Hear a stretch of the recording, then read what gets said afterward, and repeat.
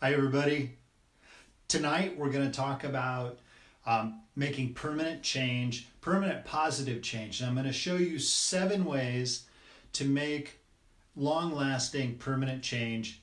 See, all through our lives we've been making permanent change. The problem is we've been making negative permanent change. And so we're going to focus on the positive. I'm going to show you some things to do to help you make long-lasting, permanent, positive change. The first one we're going to talk about, number 1, is probably the most important one. Well, with 7. 1 and 7 are probably equal in importance. So number 1, one of the most important, you have to know what season you're in. See, we as people go through seasons just like the year does. We have a season of spring, which is new growth. It's a rebirth. It's watching those buds just starting and sort of nurturing those into something more. And after spring, we have to experience a summer. And summer is the area of the biggest growth. And so we continue to nurture, we water, we feed, we keep everything moving and growing throughout the summer. And then after summer, we get to fall. And fall is the time for harvest. Fall is the time we take that growth that we've been working on and developing and we incorporate it into our lives. This is where we turn knowledge into wisdom, which is a very, very important thing to do. Harvest is super important, but nothing is more important as winter, I think anyway. See, winter has 2 sides of the coin. We have to be aware of those. Winter is the time of death and dying.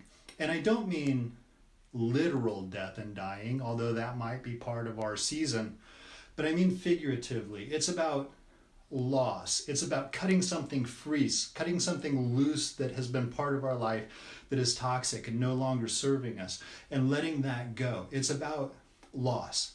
But at the same time, if you look outside now, if you're from where I'm from or you're experiencing the same winter, everything is dead, but there's a cleansing going on.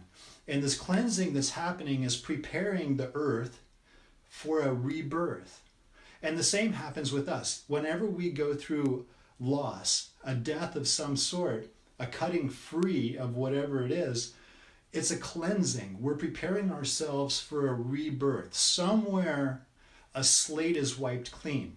And that's a beautiful thing to experience. Think about the last loss that you experienced, whether it's literal or figurative.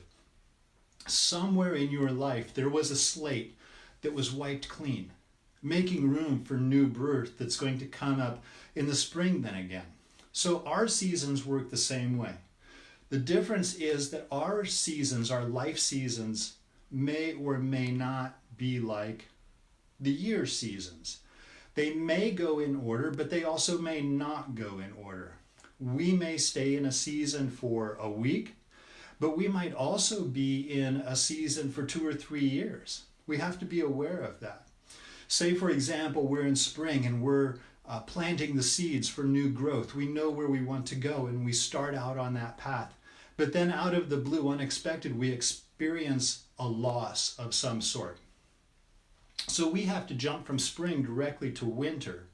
And we have to deal with that loss. And we have to deal then with the clean slate and preparing for a new rebirth. And then we can replant when we get to spring after we've finished off that winter section.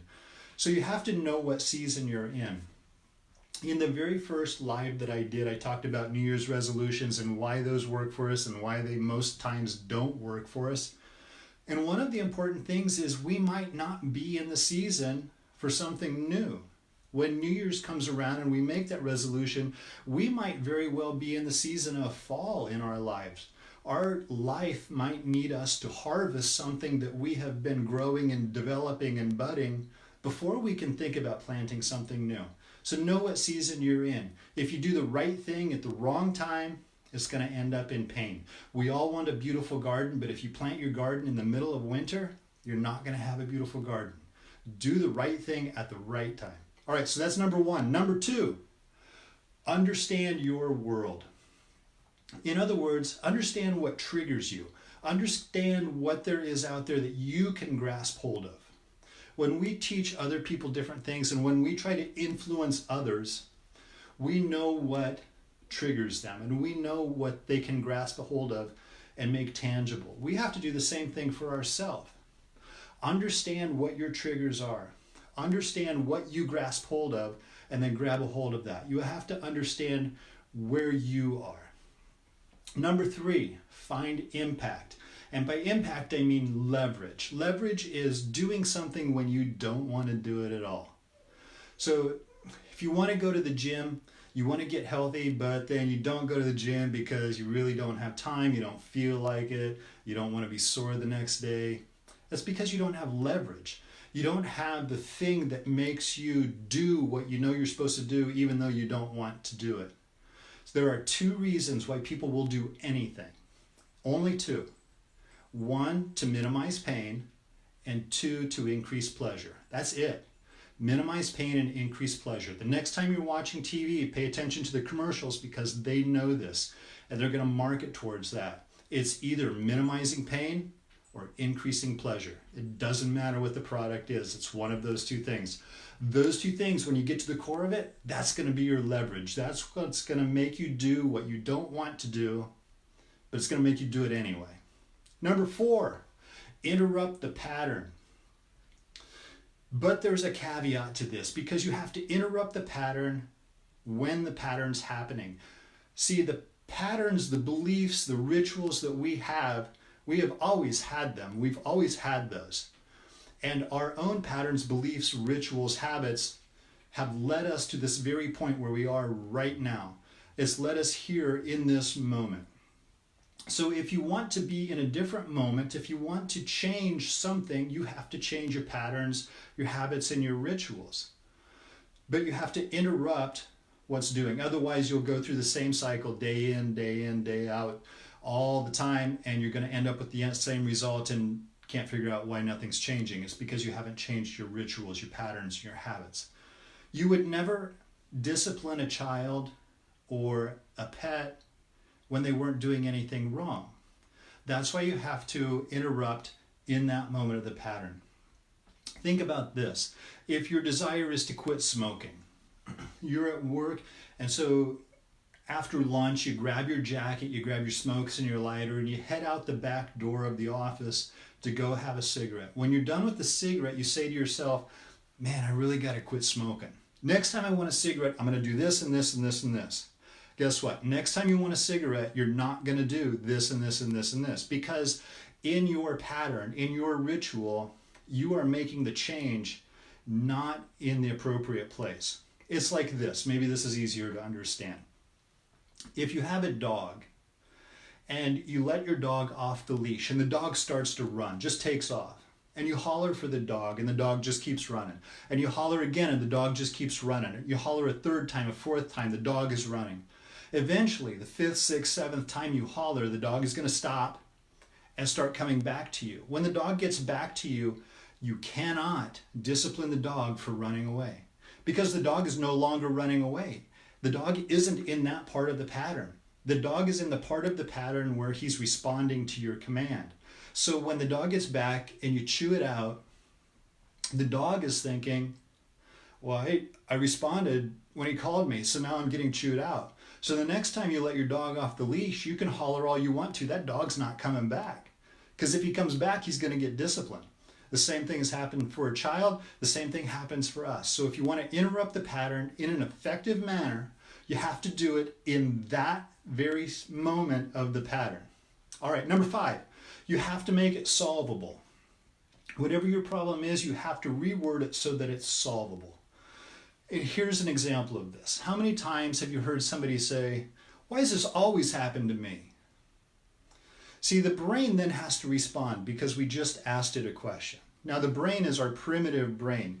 And in previous videos, we talked about that primitive brain. It's always looking for danger. It's always looking for what could go wrong. And it will find it. It'll find a lot of it.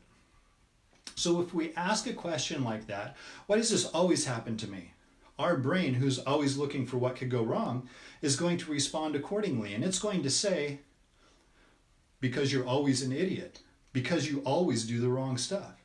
Well, the fact is, this doesn't always happen to you. And the truth is not in what the brain says. You're not always an idiot. You don't always do this. You don't always deserve it.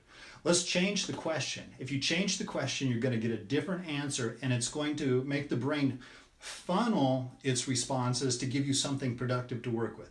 So instead of, why does this always happen to me? Try asking yourself, why did that happen to me right in this moment? And then your brain is going to go, oh, wait a minute. I have to think about this.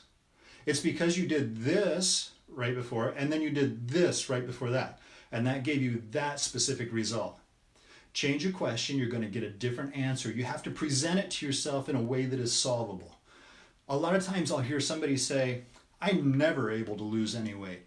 If you say that to yourself, your brain is going to say, well, it's because you're big boned and you're always going to be easy to see. Or it's going to say, it's because you're lazy and you never get on the treadmill. Whatever it is. The fact is, it's not that you can never lose weight, because you can. And it's not because you're lazy, and it's not because you're big bone. It's none of that stuff. Ask yourself a better question. How can I begin to lose weight right now? And then your brain has to start to funnel, and it's going to say, well, for starters, don't eat that third piece of pie that's sitting in front of you. For starters, turn off NCIS and get on the treadmill. For starters, do this and do that. So it's going to give you that point. Whatever you ask it, it's going to give it back to you. But you have to be specific and you have to make it solvable. Number 6, create positive alternatives. So in the past videos, we talked about the 6 human needs, and every human is going to meet those needs no matter what. We're going to lie, cheat, steal, whatever it takes, but we are going to meet those needs. Anytime you meet 3 or more needs with a single action, you will create an addiction, which is really just a habit. So you've created a habit, a positive or negative habit. We're going to create positive habits instead of negative habits. So the trick to this is to figure out what needs you are meeting by the actions that you're taking right now, the undesirable actions, and find another way in your life that you can meet those same needs, but in a positive way. You have to meet the needs, because that's what's driving all of those old patterns, old rituals.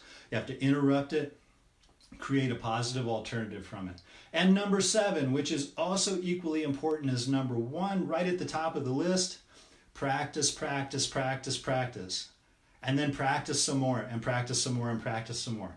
We've spent a lot of time in our old disruptive habits, getting the results that we don't want. You know, I'm going to be 51 this year, and it's like I spent a lot of time getting really good at being bad at what I'm really bad at. So it's going to take some time to set in new habits, to retrain myself to a better result. So when you do find that better result, you have to keep at it and keep at it and keep at it. And all of these things I'm giving you are just tools. You know, and I use the analogy of when you build a car, you need a lot of different tools. But one wrench isn't going to give you the car.